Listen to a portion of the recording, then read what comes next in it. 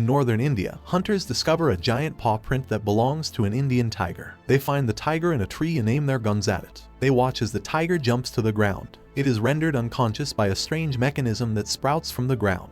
The hunter is about to shoot the unconscious tiger when a gorilla appears from the jungle and attacks them. At Mount Justice, members of the Justice League are working to repair the headquarters from an android attack. Martian Manhunter uses the cave's computers to link the security system to the Justice League headquarters. Justice League members will be alerted immediately if Mount Justice comes under attack again. The Junior League wants answers about Red Tornado and his siblings, who were the cause of the attack. They aren't getting anything from Batman or anyone else. Superboy sees Batman and Aqualad talking, and Superboy uses his super hearing to eavesdrop on them. He discovers that Aqualad knew there might be a mole in the Junior League, and he now believes that it was Red Tornado. Superboy attacks Aqualad, telling the rest of the squad that Aqualad knew there was a traitor in their midst. Batman stops the fighting and lets the Junior League know that they will now have a rotating team of supervisors to take over for Red Tornado. Captain Marvel will be the first. Superboy threatens to dismantle Red Tornado when he sees him again, but Batman forbids him from doing so. He gives them an assignment. The Gotham City mayor has been attacked by a gorilla. The Junior League thinks that Batman is sending them on an unimportant mission to distract them. The team travels to India, but everyone is still mad at Aqualad for betraying them. Captain Marvel joins them. The Junior League feels like the Justice League no longer trusts them, furthering their anger towards Aqualad.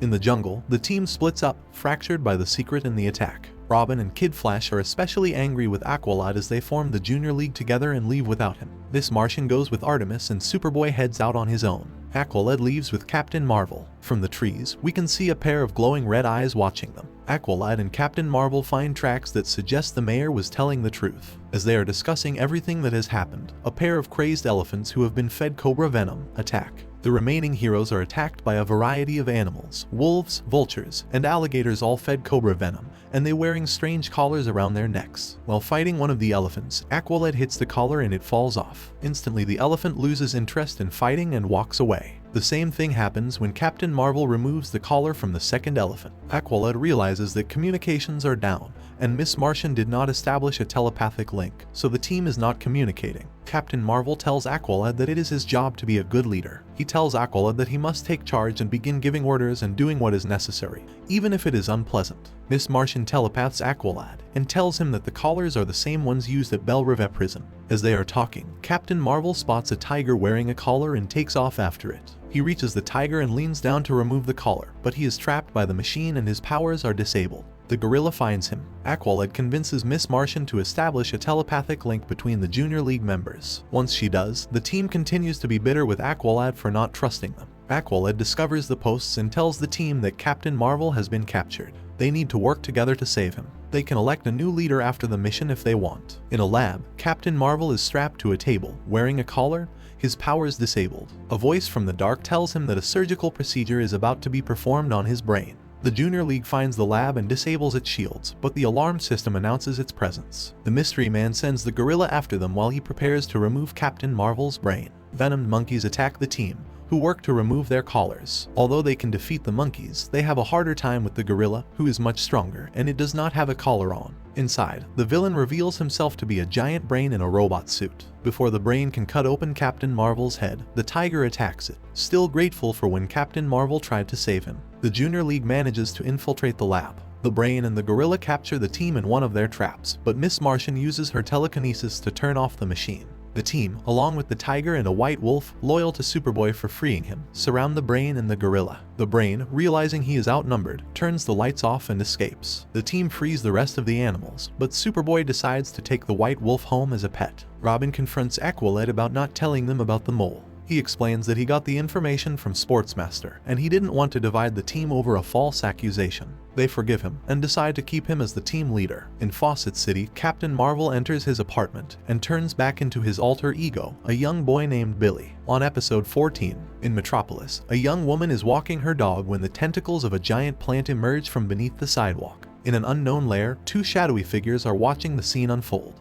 They are happy because their test run has been a success. It is revealed that they are involved with a group of villains who call themselves the Injustice League. At Mount Justice, Robin and Aqualad are sparring while Captain Marvel and Zatara observe them. Batman enters to inform the Junior League of the attack on Metropolis. The monster has grown bigger and is attacking more and more people. Batman tells the junior heroes that Sportsmaster supplied the blockbuster formula from Cadmus Labs to Cobra, who combined it with the steroid, Venom. The Brain then used the Cobra Venom on his animal army to make the animals bigger and stronger, as well as using the inhibitor collars from Belle Reve Penitentiary to force them to do his bidding. Batman confirms that the plant has been given Cobra Venom. Robin pulls up a video of more plants attacking cities across the globe when the computer system cuts out. Their satellite signal, along with all the satellite signals in the world, has been jammed. The Joker appears on the monitors with the rest of the Injustice League. He requires $10 billion to stop the attacks. The Junior League identify the villains as Count Vertigo, the Joker, Poison Ivy, Ultra Humanite, Atomic Skull, Black Adam,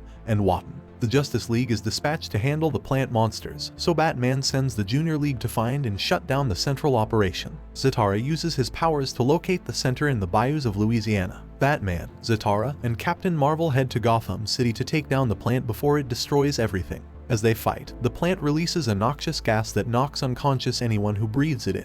It is revealed that the Joker is controlling the plants through a machine back at the lair. In the lair, Ivy is worried about her plant, the source of the ones that are attacking. The hits from the battles are wounding it. Watan promises that the team will keep it safe, and Atomic Skull uses his powers to heal it. The Junior League approaches the lair from the sky. The Injustice League senses their arrival and unveils Miss Martian's ship. Count Vertigo and Black Adam crash the ship into a swamp, where it is swallowed by giant plant tentacles. The Junior heroes escape, but they are immediately caught by Black Adam and Vertigo. Aqualad sends Miss Martian and Robin into the lair while the rest stay to fight the two supervillains, keeping them distracted. In Paris, Martian Manhunter and Aquaman work to fight the plant while the Flash and Blue Devil fight the one in Taipei. While in Taipei, the plant manages to take down a nuclear facility, putting the entire city in immediate danger. Captain Atom shows up just in time and manages to absorb the blast. In Star City, Green Arrow, Red Arrow, and Black Canary try to prevent the plant from taking down a bridge. Green Lantern shows up and saves a school bus from plunging into the water. Count Vertigo and Black Adam take down Aqualad, Superboy, Artemis, Kid Flash, and the White Wolf when they realize two of the junior heroes are missing.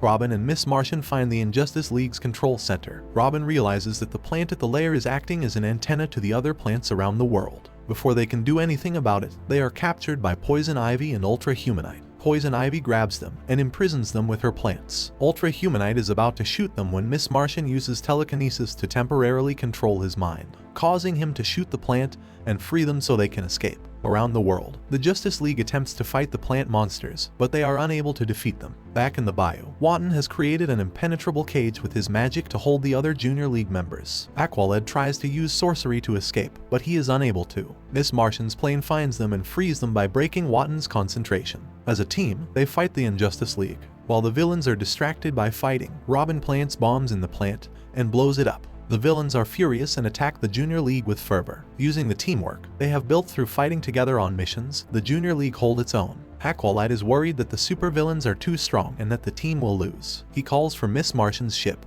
which drops the helmet of fate down to him. Aqualad puts on the helmet and allows Dr. Fate to take over his body. Dr. Fate immediately turns on Watan, a fellow sorcerer, and attacks. Although Watan tries to retaliate, Dr. Fate overpowers him, locking him up in a set of magic chains. The Joker, due to his long history with Batman, comes after Robin. Watan breaks free of his chains and continues to fight Dr. Fate. Poison Ivy is trying to catch Miss Martian in her plants, but she can't see her because she has cloaked herself. Dr. Vertigo comes to Ivy's aid and uses his telekinesis to throw Miss Martian off, causing her to reveal herself. The Junior League is fighting valiantly when the Justice League arrives to help them. Although the villains are clearly outnumbered, the Joker tries one last trick by releasing noxious gas. Dr. Fate absorbs the gas and saves them all. Kid Flash is worried that Nabu, the sorcerer behind Dr. Fate, will not release Aqualad's body. Aqualad removes the helmet and tells Kid Flash that Nabu almost kept his body. Kid Flash's friend Kent, the former Dr. Fate, whose soul now lives with Nabu's inside Dr. Fate's helmet, convinced him to let Aqualad go.